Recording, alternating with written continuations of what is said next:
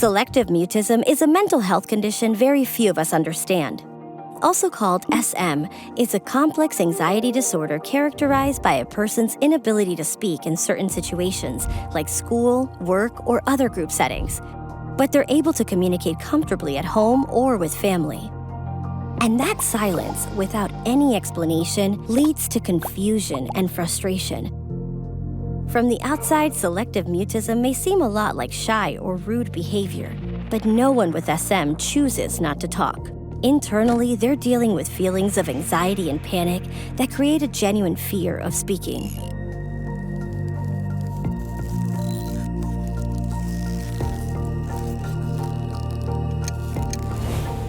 Selective mutism typically appears in early childhood, affecting about 1 in 140 school-aged kids. But people of any age can be living with SM. How it manifests and its daily impact on life is different for each individual. SM's most common symptom is impaired speech in those certain high-anxiety settings and situations. People living with the disorder report that their fear often leaves them completely frozen.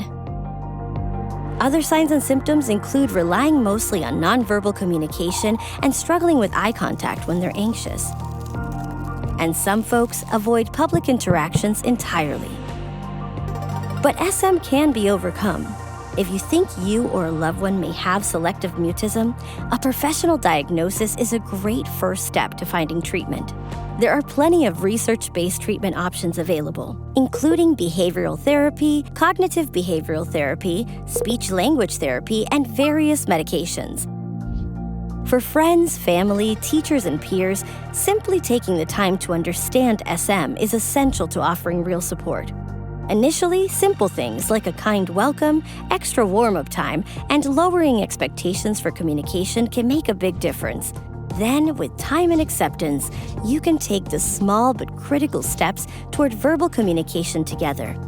And the Selective Mutism Association is committed to providing you with further information, tools, and resources through our website.